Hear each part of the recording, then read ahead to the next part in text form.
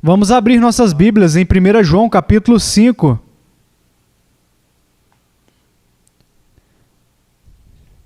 Versículo 13. 1 João capítulo 5, versículo 13.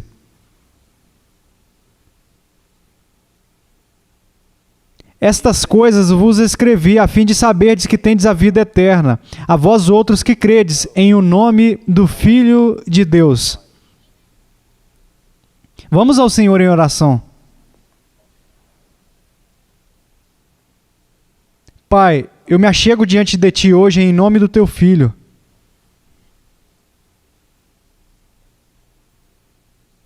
Senhor, há uma grande batalha aqui neste lugar,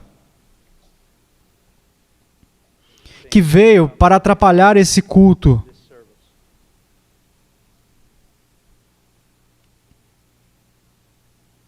Eu oro em nome de Jesus Cristo, para que o Senhor afaste isso.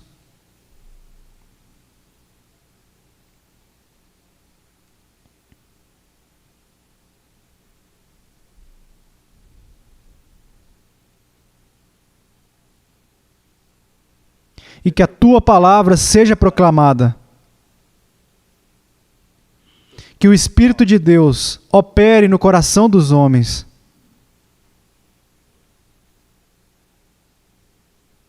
Que toda a carne seja humilhada. Que somente Cristo seja exaltado. Pai, o Senhor conhece. O Senhor conhece.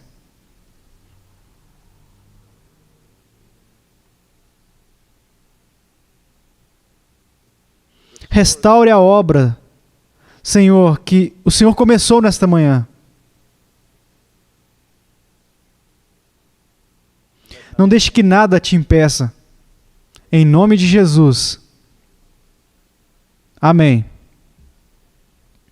Hoje nós vamos falar sobre salvação. Não há nada mais importante do que o Evangelho de Jesus Cristo e a salvação. A maioria de vocês são mais jovens do que eu, mas vocês vão descobrir que a vida vai passar rapidamente. Que os seus dias vão passar rapidamente, que vai demorar menos de um século, menos de várias décadas, que cada um de nós estará diante de Deus e será julgado. Há alguns que ficarão diante dele e vão ouvir: muito bem, servo bom e fiel. Haverá outros que rejeitaram a graça por toda a vida. Eles rejeitaram a graça e por causa disso eles vão ouvir: apartai-vos de mim, eu nunca vos conheci. É muito claro nas Escrituras, mas por causa do país em que nós vivemos, cheio de tantas heresias, é difícil para muitos discernir se são ou não verdadeiramente cristãos. Alguns aceitam o Evangelho como se fosse algo para comprar depois das vendas, pensando que a segurança eterna delas está seguro, que é seguro, porque uma vez na vida eles fizeram uma oração e pediram a Jesus para entrar. Eles são outros que caminham em condenação, porque eles têm legalismo e todos os tipos de justiça própria lançados sobre eles, de uma maneira que, embora sejam verdadeiros crentes em Cristo, eles caminham em constante dúvida. Somente as Escrituras podem nos conceder o equilíbrio correto, apenas as Escrituras. Como sabemos se somos verdadeiramente cristãos? Quando é tão fácil ser enganado. Por um lado, ser indiferente quanto à fé. Por outro lado, ser cheio de justiça própria. Como nós podemos conhecer verdadeiramente se somos ou não cristãos? E esta é a razão pela qual este livro foi escrito. 1 João capítulo 5 nos diz essas coisas. O que são essas coisas? As coisas escritas neste livro. Vos escrevi, para quem? Para aqueles que creem no nome do Filho de Deus. Foi escrito para verdadeiros crentes. Para qual propósito? Ao ouvir a palavra de Deus, o Espírito de Deus a aplicaria em seus corações e eles teriam uma garantia bíblica de que eram convertidos. Agora, esse é o propósito de João, mas ao mesmo tempo, quero que vocês vejam que esse propósito pode se reverter para aqueles que pensam que acreditam, mas não acreditam. Porque João vai nos dar uma série de testes, pelo qual nós podemos examinar as nossas vidas para ver se estamos na fé. E aqueles que são verdadeiros crentes se regozijarão e ficarão fortes com o que ouvem neste texto. Aqueles que são incrédulos, bem, existem duas possibilidades. Que o coração deles esteja tão endurecido que eles vão ouvir isso, vão julgar a si mesmo e ainda vão ter paz. Ou o coração deles será quebrantado e eles vão começar a enxergar. Eu não conheço. Agora, antes de chegarmos a esses testes, eu quero fazer uma pequena introdução desta maneira. Como nós sabemos se somos cristãos? Existe um sentido e nós podemos olhar para isso logicamente, mas com uma verdadeira lógica e uma honestidade. A Bíblia promete isso, pois Deus amou o mundo de tal maneira que deu o seu próprio Filho, para que todo aquele que nele crê não pereça, mas tenha a vida eterna. A verdade proposicional aqui, existem declarações sendo feitas, e essas declarações são isso: aquele que crê em Cristo tem a vida eterna. Então, a lógica, existe uma razão. Você se pergunta, eu creio? Eu confio apenas em Cristo? Ou eu estou confiando em Cristo e mais alguma coisa? Muitos hoje em dia afirmam ter fé em Cristo, mas quando eu pressiono eles, eventualmente eles se esforçam para voltar à sua própria justiça própria. Mas o verdadeiro crente, bem, deixa eu dizer dessa maneira, será mais fácil para um camelo passar pelo buraco de uma agulha do que alguém pudesse passar para o céu com um fiapo de justiça própria sobre si. O verdadeiro crente é uma pessoa quebrantada. O verdadeiro crente amanhece sobre o pecado. O verdadeiro crente só tem esperança, alegria e paz por causa de Cristo. O verdadeiro crente não se deleita com constantes olhares internos. Se regozija em sua própria piedade e não chamam a atenção para si. Mas eles adotam as palavras do salmista que disse: não a nós, Senhor, não a nós, mas a Ti seja a glória. Não chamando atenção para si, não se gabando de sua própria justiça, não se exaltando por causa de sua própria piedade, não vai abrir a porta e dizer: olhe para mim! Porque os seus atos mais justos são trapos imundos diante de Deus, que é um Deus santo, e cheira mal nas narinas de Deus. Mas o verdadeiro crente diz: eu não tenho nada, exceto Cristo e somente Cristo. Eles cresceram em verdadeira sabedoria espiritual, de uma maneira que dizem isso: eu já não me glorio na carne, mas eu espero em Cristo. Somente em Cristo.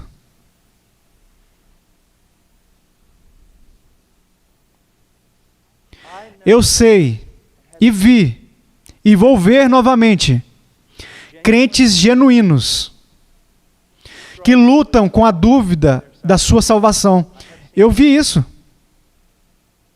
Às vezes você escuta falsos ensinos que se você duvida da sua salvação é porque você está perdido. Isso não é verdade. A razão pela qual este livro foi escrito é porque o crente genuíno pode chegar ao ponto de duvidar da sua salvação. Um crente genuíno pode duvidar da sua salvação, mas um crente genuíno nunca irá duvidar. Nunca duvidará da verdade. Que Cristo é sua única esperança. Que Cristo é sua única esperança. Um crente genuíno pode ir e voltar nisso. Eu estou salvo, não estou salvo, estou salvo. Mas eles não vão e voltam com: sou justo o suficiente para ser salvo ou não sou justo o suficiente para ser salvo. Isso foi estabelecido em seus corações. Isso está estabelecido em seus corações.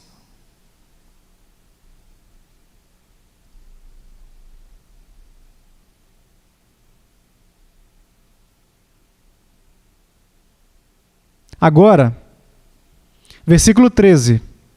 Essas coisas vos escrevi, a fim de saberdes que tendes a vida eterna, a vós outros, que credes em o nome do Filho de Deus. Eu mencionei na introdução que há um sentido em que nós sabemos que acreditamos com base na razão. Sabemos que somos salvos com base na razão. A promessa está aí, eu creio.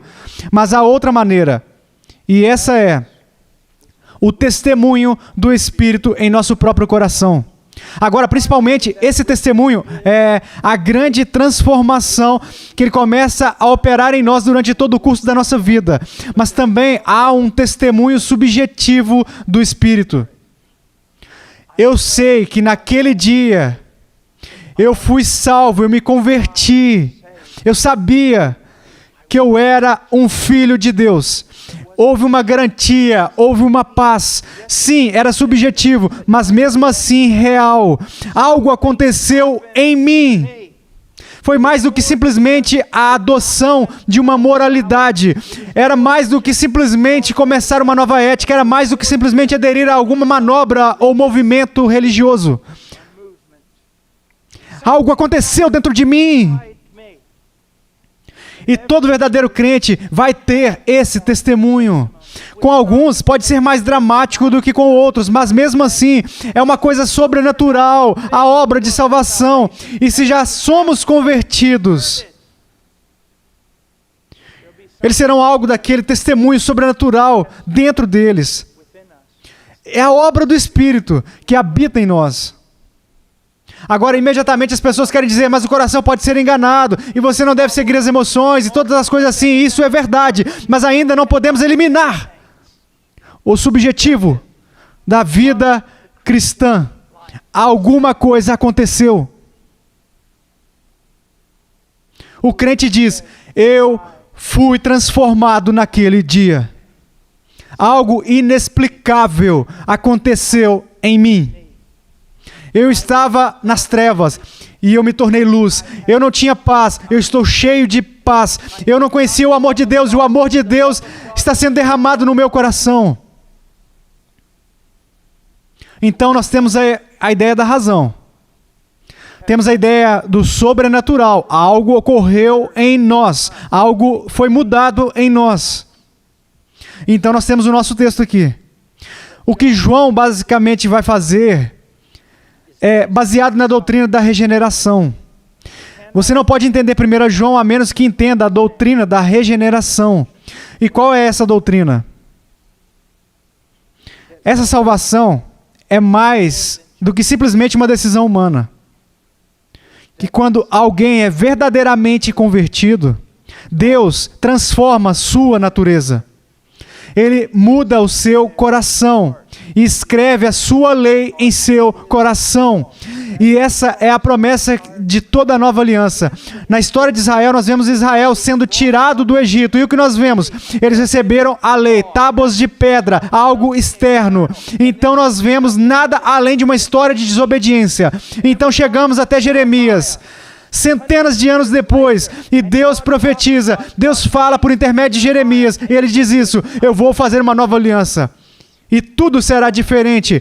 Não é como a aliança que fiz com eles quando os tirei do Egito. Não será eu concedendo a eles tábuas de pedra externa. O que eu vou fazer é, eu vou escrever as minhas leis no coração deles, e eles não terão necessidade de serem ensinados a respeito dessas coisas. Porque eu mesmo vou ensiná-los. E eles serão meu povo. E eu serei o Deus deles. Então, nós temos Paulo dizendo em 2 Coríntios capítulo 5, se alguém está em Cristo, nova criatura é. E aqui está o que vocês precisam entender. Existe uma relação direta entre a natureza e a vontade. Natureza e vontade. Se a natureza é má, a vontade vai se inclinar para o mal. Você precisa entender isso. Esse é o caso de todo homem nascido neste planeta. Ele nasce com uma natureza caída e a sua inclinação, a direção da sua vontade é inclinada para o mal. O que deve acontecer? Um homem precisa ser regenerado. O seu coração precisa ser transformado por Deus. E quando Deus concede ao homem uma nova natureza, essa nova natureza tem afeições novas e justas. E essas novas e justas afeições conduzem esse homem à vontade de Deus, para fazer e querer fazer a vontade de Deus. E é por isso que João agora pode escrever que aqueles que verdadeiramente conhecem a Cristo vão viver de uma determinada maneira. Vocês estão entendendo isso? Haverá frutos. Mateus capítulo 7. Vocês os conhecerão. Não apenas o falso profeta, mas vocês conhecerão tudo pelos seus frutos. Deixa eu colocar dessa maneira, sabe? Não me importa quantas escrituras você conhece. O que você faz? O que você faz? A Bíblia não olha o que tanto sai da sua boca. O que você pratica? Como você vive? O que você é, como você é. Essa é a evidência de uma pessoa verdadeiramente convertida. E há tantas pessoas pegando Mateus capítulo 4, e elas dizem que quando o diabo vier, você vai ter que citar a escritura para ele. Jesus não derrotou o diabo naqueles 40 dias no deserto, porque ele citou a escritura para o diabo. Essa é a coisa mais tola que eu já ouvi, mas é predominante na terra, não é mesmo? Ele não derrotou o diabo citando as escrituras a respeito do diabo. Ele derrotou o diabo obedecendo a escritura que ele citou. Vocês estão entendendo isso? Vocês entendem isso? Isso não é magia. Isso não é mágica. Isso é fé e obediência. Isso é o que é. Agora vamos examinar esses testes e começar no capítulo 1. Versículo 5. Ora, a mensagem que da parte dele temos ouvido e vos anunciamos é essa, que Deus é luz e não há nele treva nenhuma. Deus é luz. Agora, quando ouvimos isso, principalmente as pessoas começam a pensar, sim, Deus é santo, não há mancha nele. E isso é verdade. Mas essa provavelmente não é a ideia principal de João aqui. Veja, havia um grupo de pessoas. Eles não podem ser chamados de gnósticos, mas pelo menos eles foram, no começo, gnósticos. Era um culto terrível, terrível, que causou um grande dano ao cristianismo e nos primeiros séculos do cristianismo. E na verdade ainda existe hoje em dia. Não apenas em um grupo chamado gnóstico, mas permeou até mesmo partes do evangelicalismo. Eles eram um grupo perigoso, eles ensinavam basicamente isso, que Deus não é luz, Deus é trevas, no sentido de que Deus está oculto, esotérico, que você não pode realmente conhecer a Deus. O homem comum, o crente comum, não pode realmente conhecer a Deus. Somente essas pessoas super espirituais poderiam realmente conhecer a Deus. E por não conhecer a Deus também não poderíamos realmente entender a vontade ou o que Ele realmente deseja. Você entende e vê isso no pensamento secular hoje em dia, não é? Todos os políticos vão dizer que acreditam em Deus, só que Ele não pode ser conhecido e não falou nada. Portanto, você pode dizer que acredita em Deus, mas não precisa dizer nada que Ele diga ou fazer nada que Ele faz. Mas João voltou e o que ele disse? Não, Deus é luz. E neste caso, conhecendo João, conhecendo o Evangelho de João, eu diria que a sua ideia principal é Deus se revelou. Deus se deu a conhecer. Então, olhe dessa maneira. Esta é a mensagem que da parte dele temos ouvido e vos anunciamos esta, que Deus é luz e não há trevas nenhuma nele. Versículo 5. Se dissermos que temos comunhão com Ele... Muitas vezes essa passagem ensinou, se referindo aos crentes, de preferência ou não, os crentes estão caminhando em relacionamento, ou os crentes não estão caminhando em relacionamento, mas isso está completamente fora do contexto dessa passagem. Ter comunhão com Deus é ser um crente. Estar fora dessa comunhão com Deus é ser um incrédulo. Agora é só isso, é isso que João está ensinando. Então, basicamente, ele está dizendo, se dissermos que mantemos comunhão, ou se dissermos que somos cristãos e andarmos nas trevas, agora a palavra andar aqui é peripatel, do grego. Peri significando ao redor, e patel significando andar, caminhar, significa andar por aí. É uma palavra comumente usada por João, comumente usada por Paulo, que se refere a um estilo de vida em todas as áreas da vida. A Bíblia não vê espaço para dividir a nossa existência em secular e sagrado. Ou há lugares onde devemos obedecer a Deus e lugares onde isso não pertence a Deus, então tudo bem. Não é assim que a Bíblia enxerga.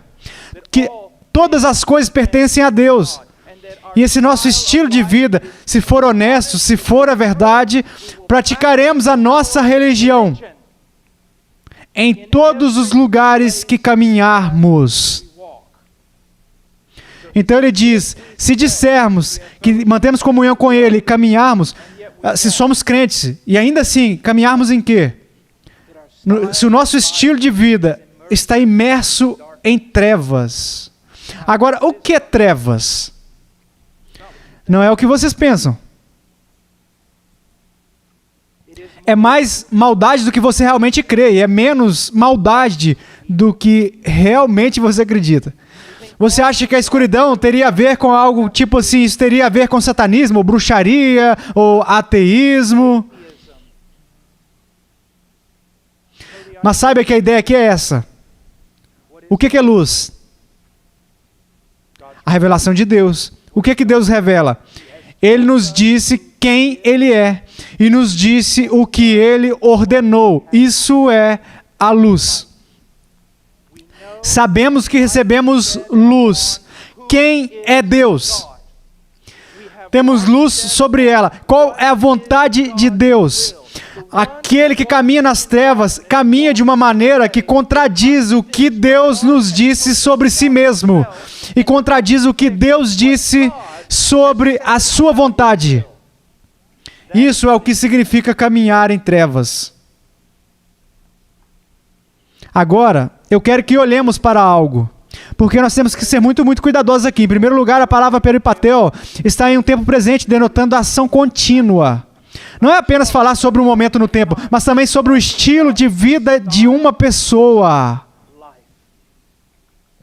Então, se você fosse simplesmente julgar uma pessoa por um momento no tempo, na história, você poderia julgar mal essa pessoa.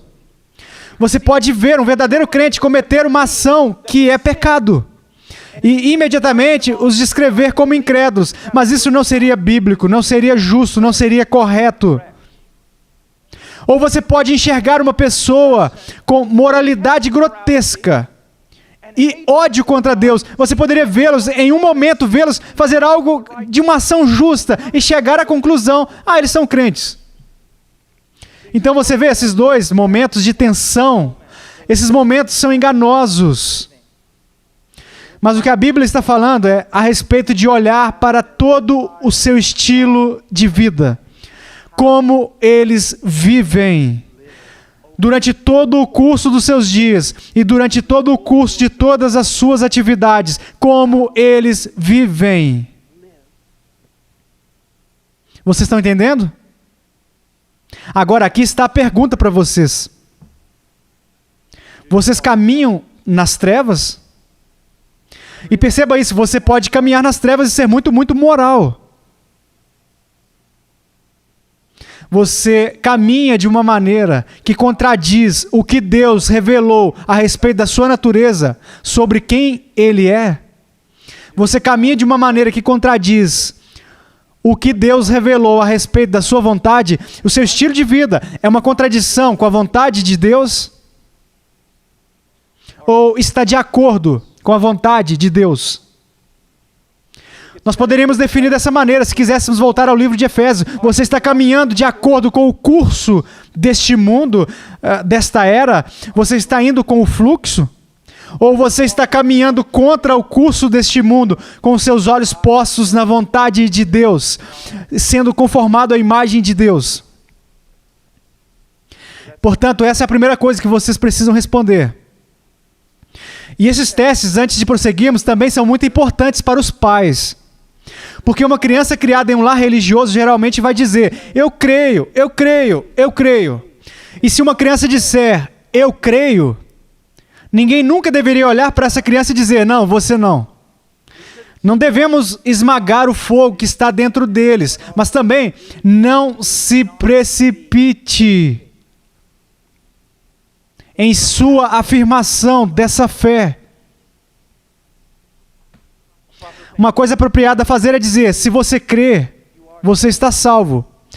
Mas nos deixe cuidar da sua vida. Vamos nos examinar à luz das Escrituras, até que você tenha plena convicção da sua fé, baseada na palavra escrita de Deus. Vocês estão entendendo isso? Simplesmente uma coisa prática aqui para a igreja, para os pais. Outra coisa muito apropriada a fazer, algo um tanto útil. É muito útil. Quando uma criança diz eu creio, como se eles quisessem participar da ceia do Senhor, ou eles querem ser batizados depois de verem um batismo.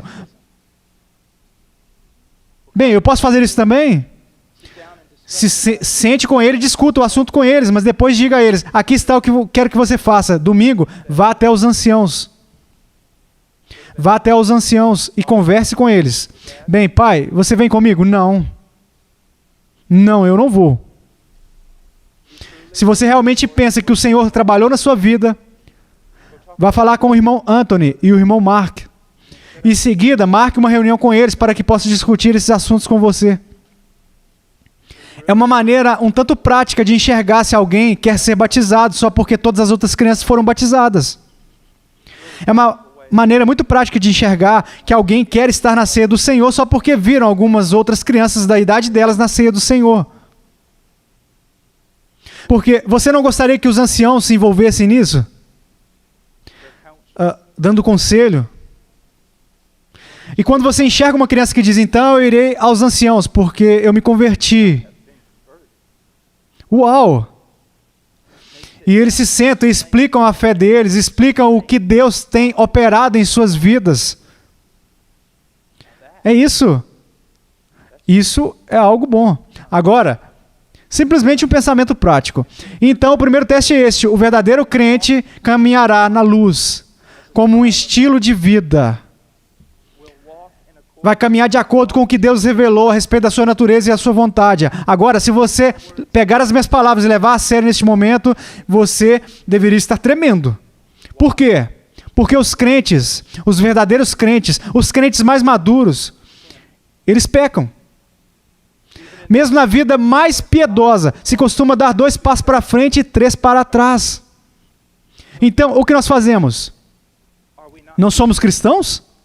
Devemos todos ser condenados? Todos nós perdemos nossa segurança esta manhã, porque ninguém caminha constantemente, continuamente, de acordo com o que Deus nos disse sobre si mesmo ou sua vontade. E se você acha que faz isso, eu posso garantir que agora que você realmente está reprovado no teste. Você não é cristão. Você está enganado. Então, para onde iremos a partir daqui? Bem, só precisamos continuar lendo, porque agora João vai lidar com esse problema. Veja o versículo 8. Se dissermos que não temos pecado nenhum, a nós mesmos nos enganamos, e a verdade não está em nós. E aqui está algo que é muito importante. Quando você diz que Deus está oculto, que Ele não nos disse quem Ele realmente é, e que você não pode realmente conhecer a vontade dEle, então é muito fácil começar a crer que você não tem pecado. Quanto mais Deus estiver escondido dos homens, mais justiça própria você encontrará. E quanto mais os homens realmente conhecerem e proclamarem a Deus, mais vão se humilhar diante de Deus e vão enxergar. Vocês estão entendendo? Então esses crentes, eles ouviram agora. Se você é um verdadeiro crente, caminhará de acordo com a verdadeira natureza e a vontade de Deus. Eles estão sentados aí. Mas João, nós pecamos. Ainda pecamos, lutamos contra o pecado, odiamos o nosso pecado, mas nós pecamos, João. Então João dá a eles outro teste. Se dissermos que não temos pecado nenhum, nós mesmos nos enganamos e a verdade não está em nós. Portanto, uma das grandes evidências de que você é um verdadeiro cristão não é que você não peca mais, mas que agora você reconhece o seu pecado e você enxerga isso como pecado. Na verdade, se você não reconhece o seu pecado e não o enxerga como pecado, é uma evidência que você não é um crente. Então ele diz: se dissermos que não temos pecado nenhum, nós mesmos nos enganamos, a verdade não está em nós. A verdade de Deus implantada pelo Espírito Santo simplesmente não está em nós. Versículo 9: se confessarmos os nossos pecados, Ele é fiel e justo para nos perdoar os pecados e nos purificar de toda injustiça. Se confessarmos os nossos pecados, qual é uma das maiores evidências de um verdadeiro crente? Eles reconhecem o pecado em suas vidas. E eles confessam isso. Eles confessam isso. Eles são confessionais dessa maneira. Eles são marcados pelo quebrantamento e pela confissão. Mas não pense que a vida cristã é simplesmente olhar para o seu pecado, ser quebrantado e confessá-lo. Não! Porque quando nós olhamos para o nosso pecado e o confessamos, sendo quebrantados pelo nosso pecado, também experimentamos o quê? A graça de Deus. E a alegria da nossa salvação, não em nossas próprias obras, mas nas obras de Cristo em nosso favor. Vocês estão entendendo? Agora, o que isso significa? Confissão. Senhor, me perdoe os meus pecados. Não é isso que a confissão significa. Isso é pedir ao Senhor que perdoe os seus pecados, mas isso não é confissão. Ou, Senhor, se eu pequei de alguma maneira, me perdoe. Isso também não é confissão. O que é uma confissão? Vem da palavra grega homologeu. Homo, que significa igual ou concordar. E logeo, confessar. Homologeo é confessar a mesma coisa. Agora, o que isso significa? Não é o ministério do Espírito Santo que nos fala sobre o nosso pecado? É o seu ministério. Para convencer não só o mundo, mas também a nós do nosso pecado. Então, digamos que nos levantamos de manhã e estamos impacientes com um dos nossos filhos, ou temos sido impacientes com a nossa esposa, ou temos sido frios com alguém, incrivelmente frios com alguém. E quando saímos de casa, do prédio, o Espírito Santo começa a lidar conosco, trazendo a Escritura talvez à mente, nos mostrando que nós pecamos. Então o Espírito Santo diz: você pecou, você tem sido impaciente. A confissão é quando você concorda com o que Deus falou. O que você diz a respeito de mim, Deus, é verdade. Eu pequei, eu estou sendo impaciente. Vocês estão entendendo? Ele está falando a mesma coisa. Está concordando com Deus a respeito do seu pecado. Isso é confissão. Isso é confissão. E o verdadeiro crente, ele é marcado por isto. Ele é marcado por isso. Mas deixa eu mostrar como funciona. Porque já falamos sobre revelação, agora vamos falar sobre confissão. Uma pessoa está caminhando neste mundo, ele é um incrédulo, ele está em trevas. E de repente alguém prega o evangelho para ele, e o Espírito Santo opera no coração dele, e ilumina a mente dele, e ele enxerga Deus como nunca tinha enxergado antes. E à luz dessa luz, ele se enxerga como nunca tinha se enxergado antes. E ele enxerga o seu pecado como nunca tinha enxergado o seu pecado antes. E ele está sendo quebrantado como nunca foi quebrantado antes. Sim, no entanto, ele não se arrepende para a morte, não é um quebrantamento para o desespero, porque naquela revelação de Deus ele enxerga Cristo e o Calvário como ele nunca enxergou antes. E ele confia, ele crê. E então o que acontece? Ele está cheio de alegria, ele troca o seu saco de cinzas por uma vestimenta de alegria. Agora, como crentes, o que acontece? O que acontece como crentes? À medida que nós crescemos, você é um novo crente e você começa a estudar as Escrituras. Ao estudar as Escrituras, a natureza de Deus revelada em seus mandamentos, a sua justiça, a sua santidade, ele começa a mostrar a você mais e mais e mais do seu pecado, o que conduz a um quebrantamento cada vez maior, o que leva a uma confissão bem mais profunda, e essa confissão profunda se transforma em uma alegria mais profunda, para que seja o fim da sua vida. Você é mais santo do que quando você começou. E ainda, ao mesmo tempo, você está mais quebrantado do que quando você começou. E ainda, ao mesmo tempo, você está mais alegre do que quando você começou. E há um grande intercâmbio acontecendo. Em vez de se gabar agora do seu desempenho, que fede diante das narinas de Deus, agora você se vangloria da obra consumada somente de Cristo. Vocês estão entendendo? Confissão. Qual é uma das maiores evidências de que você realmente se tornou um crente? É a confissão. Isso não quer dizer que um cristão não tenha vitória. Eles possuem vitória. Isso não quer dizer que um cristão simplesmente é salvo em seu pecado. Não. Ele é salvo do seu pecado. Deus trabalha em sua vida e começa a transformá-lo. Mas saiba disso, você nunca alcançará um ponto de perfeição até o dia em que entrar na glória.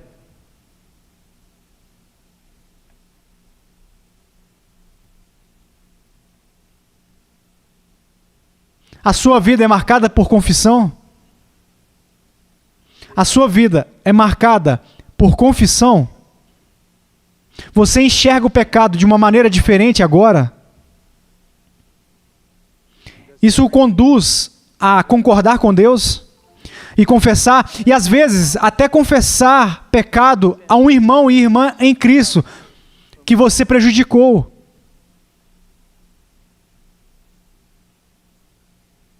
Deixa eu dar uma outra ilustração. Isso vai ajudar alguns de vocês que eu penso que lutam nessa área. Não que vocês não confessem, é só que vocês estão ali às vezes brigando com o pecado e isso faz com que vocês duvidem que são convertidos. Um homem não é convertido, está se preparando para ir para o escritório, está nevando lá fora, ele está atrasado, ele está tirando os papéis da pasta, e ele tem que passar pela cozinha, ele não tem tempo nem de comer, não tem nem uma xícara de café, ele está miserável ali, ele estende a mão para a porta, ele vai correndo para o escritório. Naquele momento a sua esposa o chama e diz: põe o lixo para fora. Sem nem mesmo pensar, o homem se vira e diz: o que é de errado contigo? Você leva o lixo para fora. Você não sabe que estou atrasado? Eu tenho um trabalho a fazer, eu tenho toda essa pressão sobre mim. Você tira esse lixo e coloca lá fora. E ele sai pela porta totalmente justificado. Não tem problema com o que ele fez.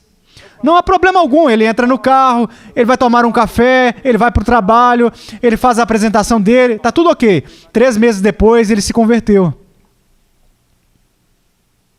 Então, 9 meses depois, ele está descendo os degraus, caminhando pela cozinha, está nevando lá fora.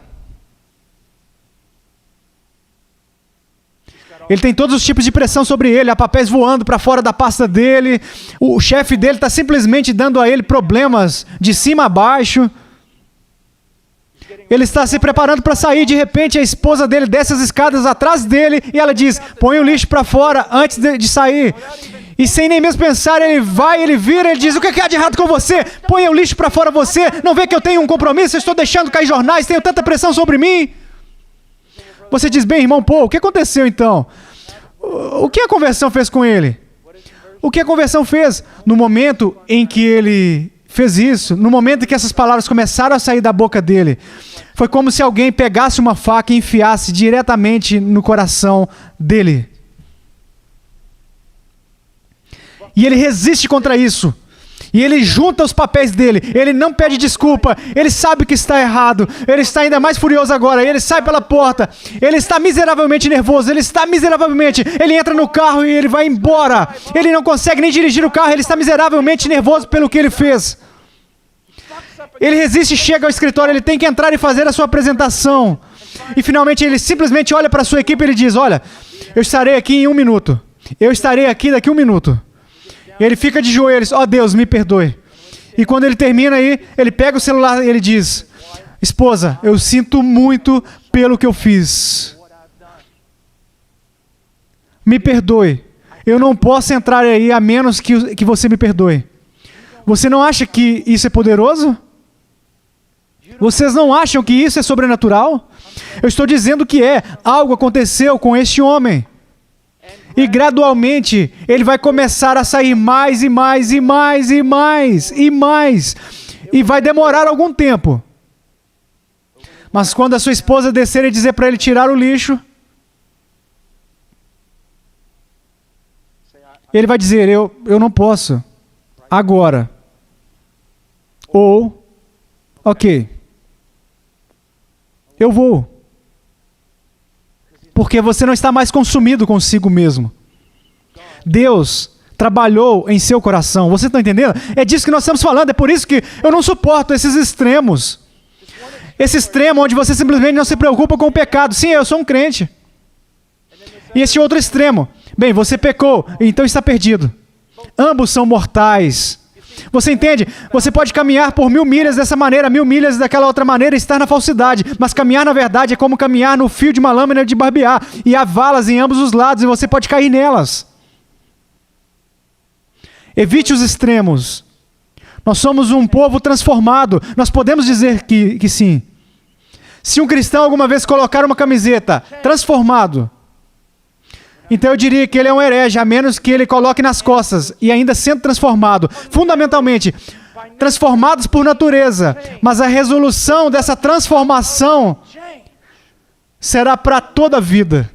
Será uma vida inteira e não aperfeiçoado até chegar na glória. Então, qual é uma das evidências que somos convertidos, verdadeiramente convertidos? Bem, deixa eu colocar dessa maneira. Alguém me diz, eu tenho um novo relacionamento com Deus. E eu faço a eles essa pergunta. Você tem um novo relacionamento com o pecado? Porque a evidência de que você tem um novo relacionamento com Deus é que você tem um novo relacionamento com o pecado. É como a ilustração do casamento. Eu tenho um novo relacionamento com ela. Bem, então isso significa que você tem um novo relacionamento com todas as outras mulheres neste planeta. Uma relação de não. Vocês estão entendendo? Agora vamos para o próximo teste. No capítulo 2, versículo 4. Não, vamos começar no versículo 3. Ora, sabemos que o temos conhecido por isto. Agora, olhe para isso. Sabemos que somos cristãos por isto. Se guardamos os seus mandamentos.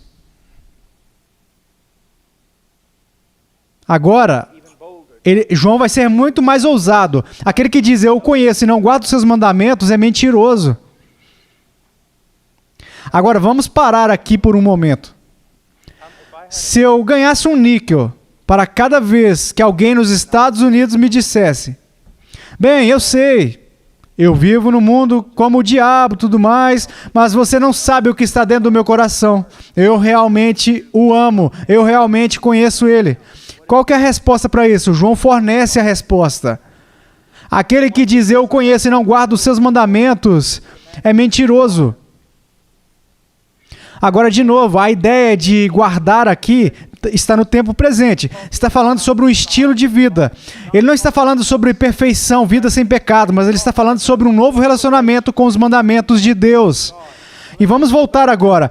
Você tem um novo relacionamento com Deus, então você tem um novo relacionamento com o pecado. Porque você tem um novo relacionamento com os mandamentos de Deus. Antes da sua conversão, um homem não caminha pensando nos mandamentos de Deus, tentando obedecer aos mandamentos de Deus, quebrantado quando ele quebra os mandamentos de Deus, confessando quando ele quebra os mandamentos de Deus. Ele não tem relação com os mandamentos de Deus, ele faz o que é reto aos seus próprios olhos. Mas se ele for verdadeiramente convertido, o que acontece? Haverá um novo relacionamento com os mandamentos de Deus, com a vontade de Deus. Ele vai querer conhecer a vontade de Deus para a sua vida. Ele vai querer obedecer à vontade de Deus, ele vai querer pedir poder para obedecer. Ele vai confessar o pecado quando se descobrir quebrando a vontade de Deus. Essa é a evidência da verdadeira conversão. É isso.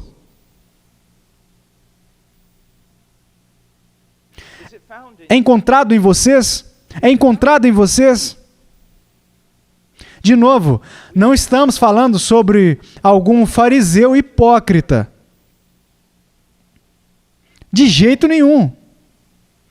Podemos estar falando sobre uma pessoa que está lutando, e lutando muito, mas a sua luta vem do fato de que agora quer obedecer à vontade de Deus, que deseja obedecer à vontade de Deus. É significativo para vocês, significativo.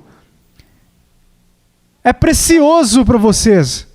E agora, alguns de vocês, porque eu conheço as obras do diabo, eu sei como ela funciona. Alguns de vocês estão dizendo, mas muitas vezes eu não quero estudar as Escrituras. Isso é exatamente o que você está dizendo. Muitas vezes eu sou preguiçoso, significa que eu não sou convertido. Muitas vezes não memorizo, muitas vezes eu não abro a Bíblia. Isso significa que eu não sou convertido? Eu posso me juntar a vocês nessa música que vocês acabaram de cantar?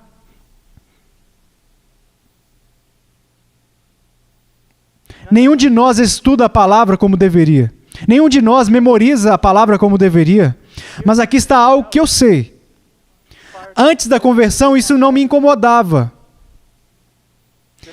Que eu era um preguiçoso com respeito à piedade, à devoção e ao estudo das Escrituras. Agora, isso me mata às vezes.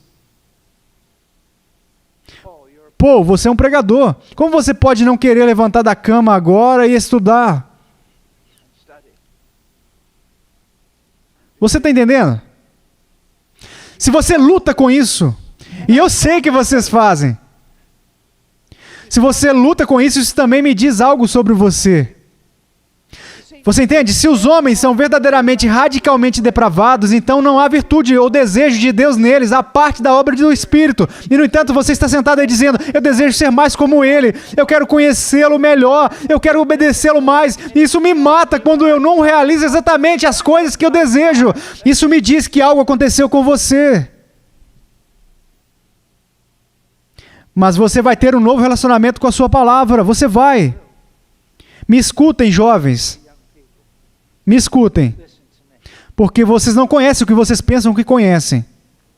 Eu sei disso, porque quando eu tinha a idade de vocês, eu não conhecia o que eu pensava que conhecia. E eu sei disso porque daqui a 30 anos, se eu estiver vivo até lá, vou olhar para trás, por esse mesmo dia, eu vou perceber que eu não conhecia o que eu pensava que eu conhecia até aqui agora. Isso faz parte da vida cristã.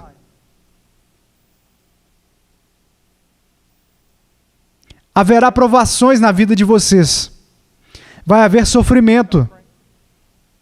Haverá caminhos percorridos por dias, talvez até anos, que você nunca deveria ter descido. E Deus vai permitir que tudo isso aconteça.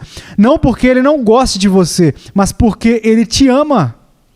Ele vai permitir que todas essas coisas aconteçam para que pouco a pouco toda a sua confiança e a sua sabedoria sejam anuladas. Você está entendendo?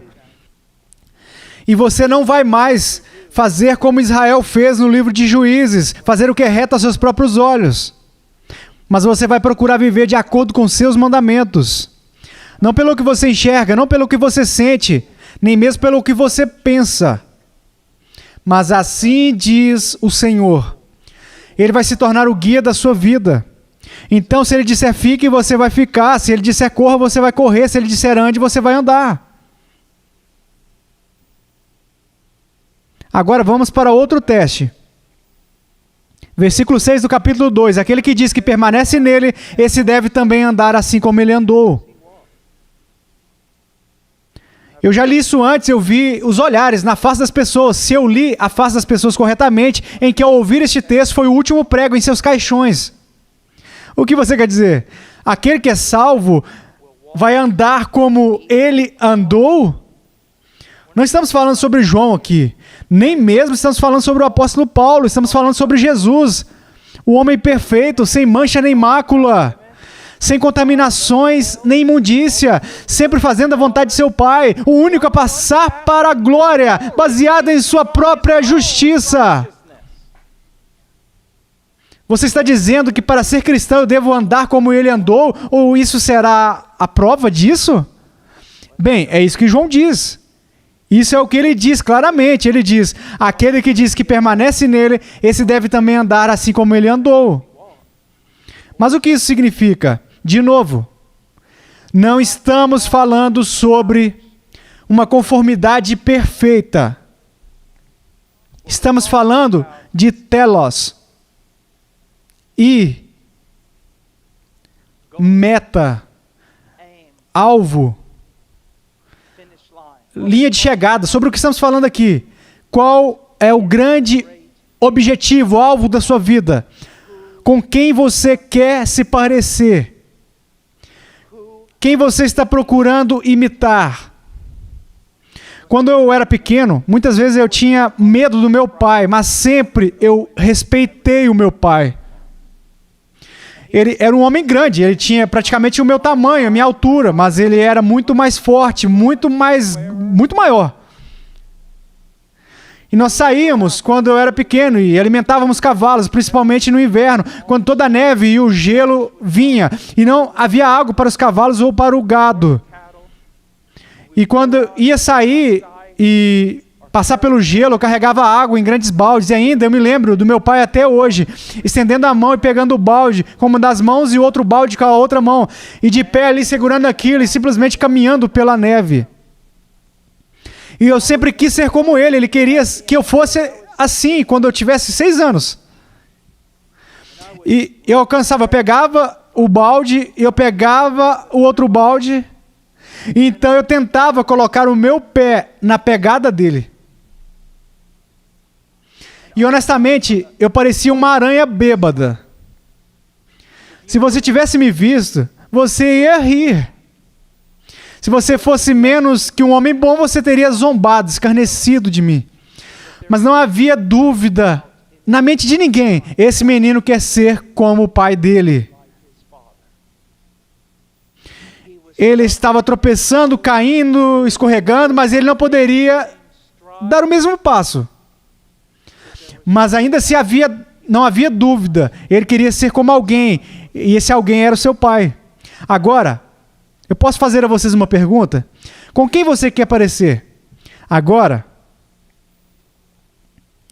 tenha medo. Porque realmente nós não precisamos que você responda essa pergunta.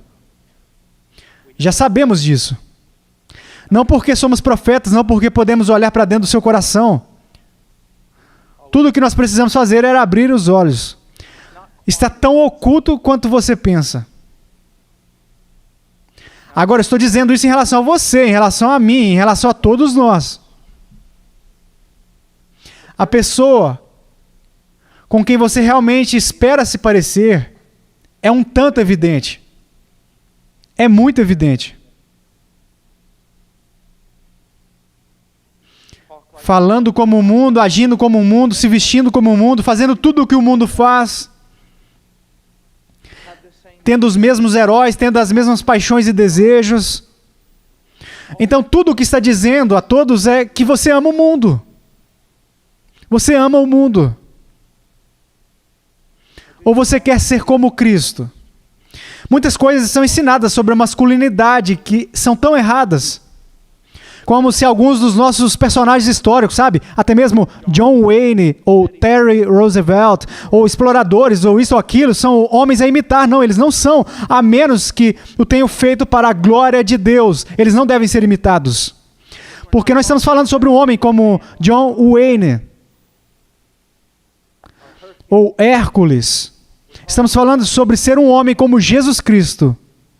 Estamos falando também sobre ser uma mulher que demonstra a mesma virtude do seu Senhor e o irmão mais velho. Estamos falando sobre querer ser como Jesus. Isso é evidente em sua vida. Você deseja ser como Jesus. E você às vezes se senta sozinho, como eu, à noite, no escuro, pensando: neste dia, eu agi mais como um tolo do que como Jesus. Ou eu agi mais como um caipira do que como Jesus. Eu agi mais como um homem arrogante, ou grego, ou romano, do que como Jesus. Se lembrando de conversas e dizendo: eu não falei como Jesus teria falado ali. Você quer e deseja ser como Jesus? E tenha muito, muito cuidado. Porque esse desejo de ser como Jesus é sempre filtrado por intermédio de qualquer cultura ou subcultura em que vivemos. Pode ser um cara correndo com chinelos e pulseiras, o que Jesus faria? e dizendo, cara, eu sou um homem selvagem, como Jesus era um homem selvagem. Não, você gosta da sua cultura, é o que você gosta. Ou pessoas se fantasiando como se ainda estivesse vivendo na era do orgulho e do preconceito e dizendo, eu estou parecendo com a aparência de Jesus. Não, eu lamento, eles não usavam esse tipo de roupa quando Jesus viveu. Não estamos falando sobre esse tipo de coisa. Nós estamos falando sobre o que realmente nós somos. O que realmente nós fazemos. Como nós realmente pensamos. Vocês estão entendendo isso? Isso é muito importante. Agora, vamos para o último teste, vamos encerrar. Versículo 7. Amados, não vos escrevo um mandamento novo, senão um mandamento antigo, o qual desde o princípio tivestes. Esse mandamento antigo é a palavra que ouvistes. Todavia vos escrevo um novo mandamento, aquilo que é verdadeiro nele e em vós, porque as trevas se vão dissipando, e a verdadeira luz já brilha. Agora, se você já esteve no nosso estudo na quarta-feira à noite, você sabe que esse é um dos meus versos favoritos em toda a Bíblia. Por quê? Eu simplesmente acho isso intrigante. Porque João vai, sabe, eu não estou escrevendo um novo mandamento para vocês. Então ele se vira e ele vai, ó, eu estou escrevendo um novo mandamento para vocês.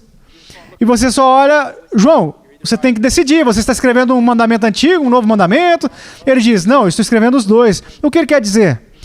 Se você pudesse apenas meditar sobre este texto e ter um vislumbre dele, porque eu não posso explicar ele bem.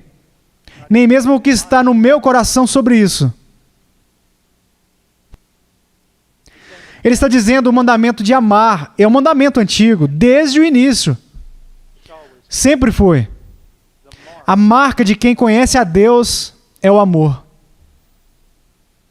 É um mandamento antigo, mas é um novo mandamento. De qual maneira? Quando Jesus veio, ele nos revelou uma grande expressão de amor. É como se o amor nunca tivesse sido falado anteriormente. Ele o levou a outro nível elevado. É como se fosse um mandamento totalmente novo. E ele fez isso. Ele fez. E o que ele vai dizer aqui? Ele diz, eu amo isso. Versículo 8, todavia vos escrevo um novo mandamento, aquilo que é verdadeiro nele e em vós. João, é verdade sobre mim? Como? E ele diz, porque as trevas se vão dissipando e a verdadeira luz já brilha. As trevas estão passando e a verdadeira luz já está brilhando. E o que isso significa?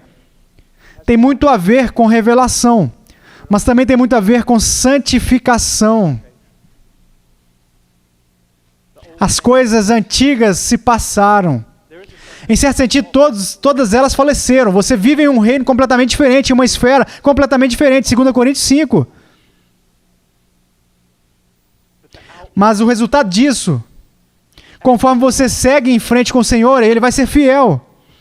Ele vai ser fiel. Para fazer o quê? Para ter certeza de que mais e mais trevas estão passando e mais luzes estão vindo. E como você vai saber quando isso acontece? Quando uma das principais maneiras que você conhece é como você ama as pessoas. Pelo menos como você aprende ou está aprendendo a amar as pessoas.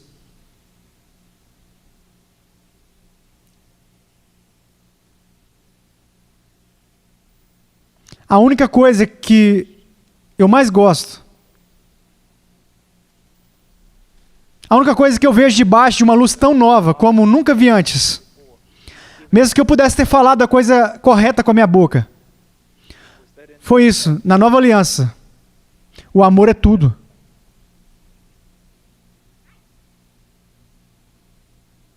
Eu ainda não sei o que eu estou dizendo quando eu digo isso.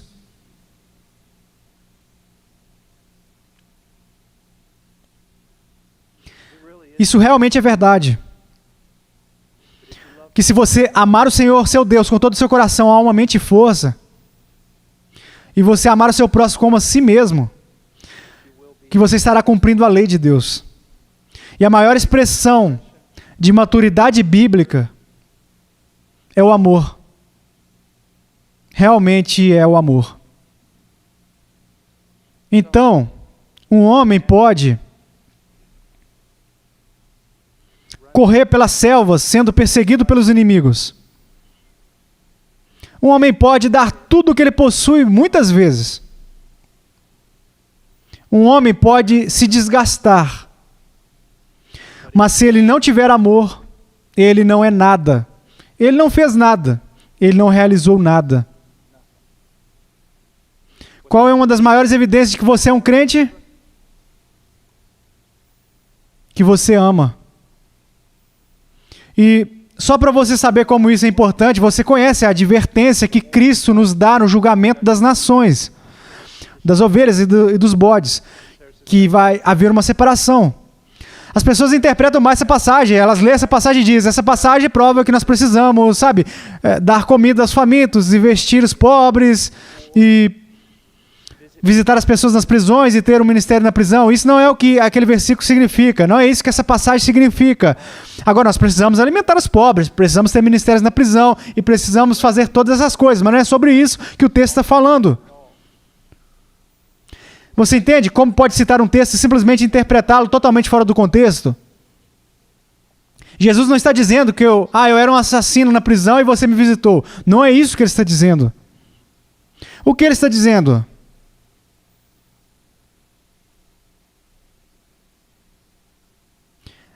Toda coisa é a manifestação do amor por outros cristãos. É disso que se trata.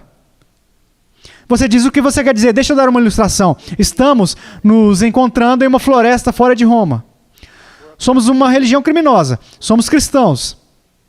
E a reunião termina por volta das 11 horas da noite. E todos nós sabemos que nós devemos voltar para a cidade por caminhos diferentes.